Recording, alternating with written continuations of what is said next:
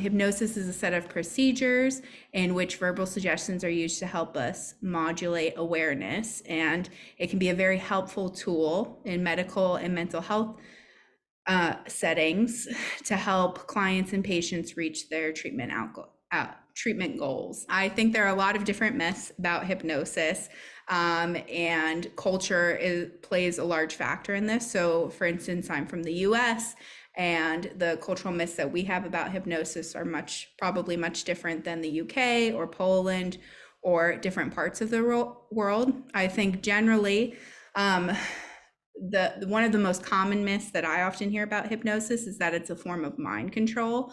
And this is one of the myths and misconceptions that we corrected in our article. Whatever you experience in hypnosis, you would experience outside of hypnosis. It's not a form of mind control. It's just a way of helping you focus your attention, and in clinical settings, helping you reach your treatment goals. It's pretty common for people to think that hypnosis kind of induces this special state, like a trance state, or kind of a different type of like a sleeping awakeness or something like that.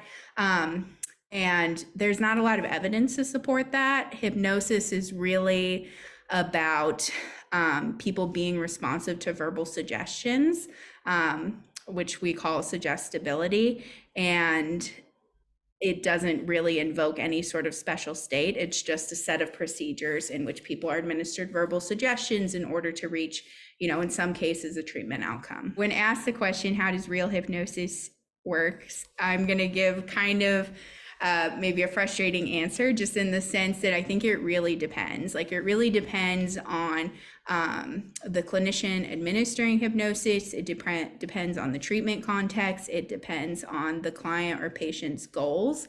But I think generally, if we were kind of to look at the like outline of a hypnotic procedure, and what that would look like, is, it typically begins with what in clinical spheres they call an induction, which is when verbal suggestions are administered to promote relaxation and kind of focused attention.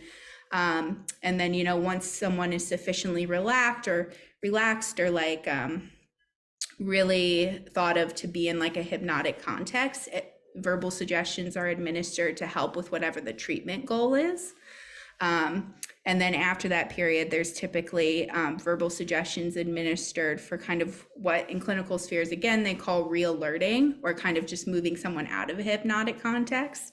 And so I think generally that's kind of the structure for what a hypnosis session would look like and how it works, or it could be operationalized. But again, it really depends on context, the client, and the clinician.